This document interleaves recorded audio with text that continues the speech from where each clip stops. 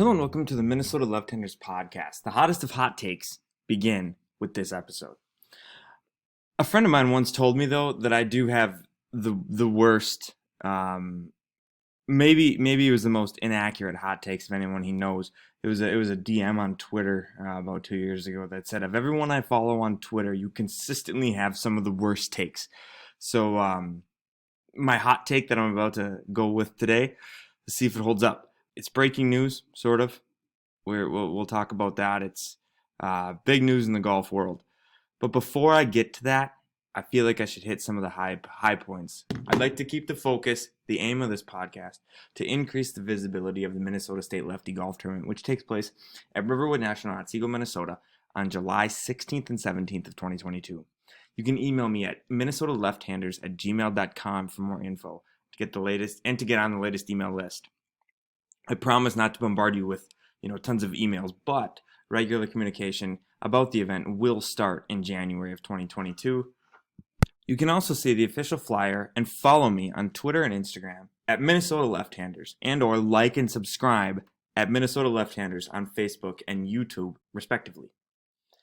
If you or someone you know would like more information about this unique event, take a look at the flyer on the social channels I mentioned and listen to episode 3 of my podcast where I try to dispel any misconceptions about what the Minnesota State Lefty Open is and what it is not.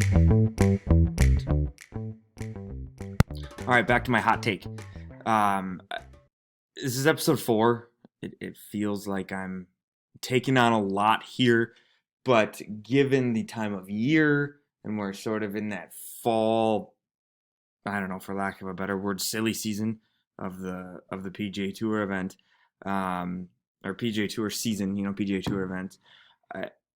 This news about the Saudi Golf League is big news. I'm taking this on as a big undertaking for somebody in their recording their fourth podcast ever, and trying to figure out what in the world is even going on and do so with any coherence. Here's what I know so far. Greg Norman has signed on as the commissioner of the Saudi Golf League, which isn't, they call it the SLG, Saudi Super Golf League or Saudi Golf League or Saudi League Golf, SGL. It's not so much a league. It's more of a series. It seems to be like a maybe a 10 event series.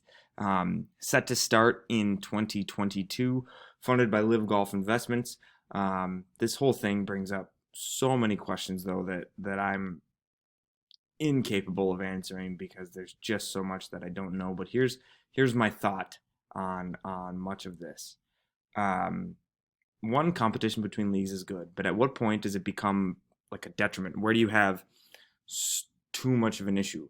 Where do you have, are you spread too thin? Your stars are in too many places. How should we view PGA Tour players who leave and go to the SGL, given, the Saudis' human rights record? And also, what about Greg Norman?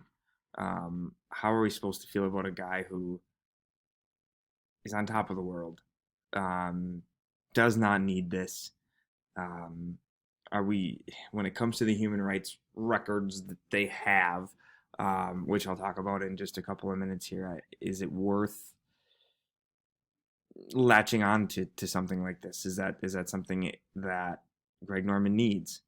And so first, going back to that first question, competition between leagues is good, but at what point does it become sort of a detriment to your league? I'm all for the competition. I think it's good, but having too many stars in too many leagues spreads the audience way too thin. That is my official stance. However, I also know that if you take a look at like Europe, where they have a couple of different very high level soccer teams and their fans are diehard and rabid fans, right? Like they're with their team in good years and in bad. They're filling stadiums in small towns, they're filling stadiums in big towns, and there's lots of different leagues on a landmass that just isn't that big. So having different leagues can create the competition between the leagues. You can have stars in every league, and it can definitely work.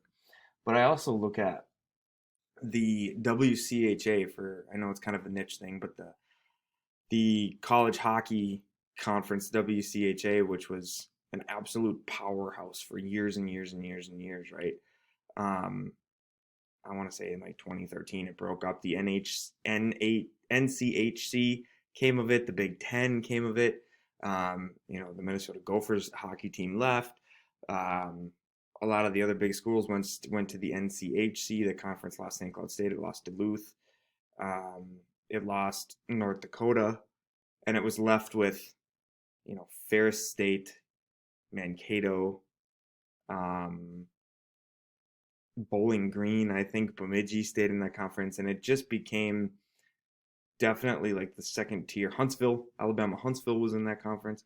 Um, it definitely became the second tier schools in what used to be a powerhouse conference. And so I worry that that might happen to the PGA Tour, where it just kind of waters down the talent, and the product every Sunday is not as good here on home soil. And so that might be bad for the PGA Tour. But is it good for the rest of the world? I don't know. You look at maybe some Americans who don't want to go, right? Um, Dustin Johnson, Jordan Spieth, Justin Thomas, those guys might stay. But then you might have guys commit to this series, this SGL, um, who don't have ties to the U.S., but obviously are high-ranking OWGR players, and could see a lot of success there. But at the same time, someone like Dustin Johnson might go. He is the defending champ right now at the Saudi International. As rumblings of this event started to pop up, articles started to be written about how the PGA Tour was going to not allow its members to play in that event because this SGL was starting, maybe to make itself known, and the effect that that has on Dustin Johnson, who's a defending champ. And the thing about this SGL is the amount of money that's involved in it is astronomical. I mean, by comparison, a guy can go over there and make just a ton of money, but then you're leaving your tour. What is the PGA Tour going to think of that? Are they going to let you leave and then come back? Um, it's not like Manchester United can just go play in La Liga over in Europe, between the two leagues. Um, it just doesn't work like that. They can't just do that and come back to the EPL. You have to, you have some allegiance to the tour that you are signed on with, and this SGL's got they latched onto the Asian tour. So, if a person leaves, why I guess why wouldn't you? Why wouldn't you want to leave and then come back after 3 months after you've made all this money on this tour? The other side of this too, though, or not the other side of this, another side of this is that it's going to become confusing for the fans.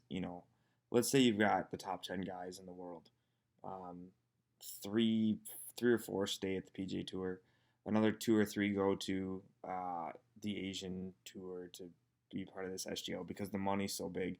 And then, um, 2 or 3 more over at the Euro Tour, the European Tour. Well, the official world golf rankings won't change, but who gets what points for what win, which one matters, which one gets broadcast, on my TV on the weekend, which tour, how do you leave out, I don't know, the top, 4, 5, and 6 player in the world just because 2, 7, and 9 are playing on the PGA Tour. You can't do that, and leave out maybe 3 of the top 5 just because they're playing on this Asian Tour and this SGL. It just doesn't seem right to do that to them and leave that out. So for the fans, it becomes a much more difficult thing. Last week at the Butterfield, Graham McDowell was asked by Rex Hogarth of the Golf Channel what he thought about this SGL, and he acknowledged that there's been lots of discussion around this among tour players.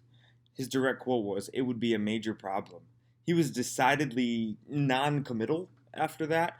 Um, he didn't really say much. He kind of danced around the idea. He goes, "But I'm good at where I'm at right now. I'm happy where I am." Um, it seems that players right now are being quite careful at the moment. Part of the issue here is that Golf Week broke this story because they were part of a very small amount of media invited to the press conference. That was the sort of the groundbreaking of this project. So you didn't have Golf Digest, you didn't have Golf.com, all of these different other golf outlets that normally have reporters and things. Golf Channel wasn't there, because without that, it just makes you wonder, like, what are they hiding? What don't they want people to know? What are we doing with that? That seems odd to me as well. Um, so we're just left with so many questions. High ranking amateurs, you know, um, right now with the fall season in the NCAA, the Golf Channel has been airing a lot of those tournaments, and I'm starting to see some of these names, some of these recurring names. These big programs are going to all these tournaments. Pepperdine is one, for example. They have a couple players who look like they might be interested in PGA Tour. They're really good. What's the use in grinding through the Corn Ferry to like try to get enough points to maybe gain partial status or full status or whatever on the PGA Tour when you can go to this Saudi league and make millions? You know, I don't know what's better, what's worse, what effect is that going to have on the ecosystem of the PGA Tour and the Corn Ferry Tour? Yet, even another side to this is the fact that it's in Saudi Arabia conjures up a lot of emotion as well. In 2018, Mohammed Salman, who is the crown prince of Saudi Arabia, sounds like he ordered a hit on a journalist, um, Jamal Khashoggi, who disappeared. Turns out he was found dead. Um, all of these things, pointed to Mohammed bin Salman, who's the crown prince of Saudi Arabia, and for reasons that aren't we don't need to get into here, it sounds like he ordered a hit on Jamal Khashoggi, this journalist, and um, it just conjures up a lot of like human rights stuff. Like, where do they stand? Or should we be going there to support them as a sports organization? Um, but there's been lots of arguments of, I'm just here to play golf. You've had Dustin Johnson saying, like, I'm not a politician. I don't know. I don't want to have an opinion on this. I'm just here to play golf. Um, but then at the same time, a couple years back, Tiger Woods turned down a $3.3 million appearance fee, because he felt strongly about that particular, well, their human rights record, I guess. And so it just kind of comes down to, where do you stand on Saudi Arabia, and the fact that this league had to start in Saudi Arabia might, I guess, essentially just rub some people the wrong way. This tour wants to get started in 2022, so the time is coming quick. We're going to know a lot about this very, very soon, as far as who's going to be committed to this, who's going to join this tour, who's not. I get the sense that right away the competition is going to be terrible, because a lot of the guys just are going to be they're going to get some cold feet as far as wanting to go over and do that, especially since, like, it doesn't seem like this tour, this series of events, this series of 10 events, is going to change the game much. It just sounds like we're going to pump some money and, I don't know, try to drum up some tourism or interest in Saudi Arabia. I don't know. But it doesn't sound like they're going to change the golf viewing experience, the golf experience for the fan. It's just going to be a lot of money, which I don't know. It feels like kind of like what they did with the match too. Like there comes a point where the average fan, me and most of anyone listening to this, it's like that's that's play money. It's silly money. I can't even relate to that. I wonder if they couldn't do something like, you know, like we do at our usual leagues, scrambles, Pinehurst, Stablefords, you know, pairings. Like do more of those games and drum up some interest that way. It might be a way that might get some different viewers and bring in more viewers. I don't know. It's just it seems like they got to do something different because right now it just seems like they're gonna have regular events just with a lot of money and pull some of the best players, but not all the best players, and then kind of have some middling guys who are from they're just trying to make it and they don't want to do the Corn Ferry grind, so they're gonna jump onto the SGL and hope that they can make millions and then kind of go from there. I don't know. I mean that's definitely a path. The money is obviously a big draw in that way. But as I said, it sounds like these events are going to start in 2022, so we're going to know a lot in the coming months. This tour is taking off. If you remember, a couple months ago, might have even been a year ago, there was the PGL, the Premier Golf League, which doesn't. It sort of was in the news and it went away, and nothing really ever came of it. It sounds like this one's going. It's just going to be a matter of who joins and who doesn't, and that's why I was just saying that you're probably going to end up with not some great competition right away, but with a name like Greg Norman behind it, it might have some staying power. It might have a little bit of juice. We'll have to wait and see, but I think we will find out very soon, in the coming months here. And this has been a long journey to my hottest of hot takes. I think that the tour should just change what they do and adopt the relegation system that the English Premier League. This is like my third or fourth reference to the European soccer leagues in this podcast, but adopt the relegation program that they have and make it like not 125, bring it up to like the top 50 or a number that is more meaningful with some names that we know to kind of give some guys a chance to bump up, bump back.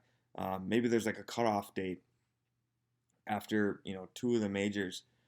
You can move up, you can move down, so it's not a full year of up or down, but you move up and move down mid-season, beginning of the year and end of the year, and you don't get to play in the majors if you've been relegated to I don't know, maybe you use the Corn Ferry Tour, but I think that might drum up some interest in kind of the guys at the 125 level, or what is currently the guys at the 125 level. Those stories of guys who've been just grinding it out, trying to get their cards. I think it would drum up a lot of interest in those guys if you had those guys having that chance to get up to the big tour at a much smaller grouping of guys at the top.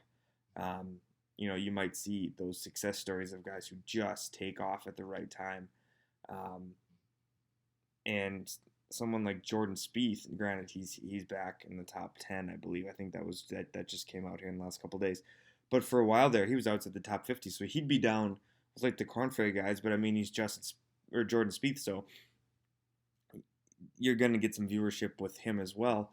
Kind of at that level, people paying attention, which then gives some other guys exposure too. I just think that relegation thing would be kind of a cool way to drum up more interest, maybe bring in more money.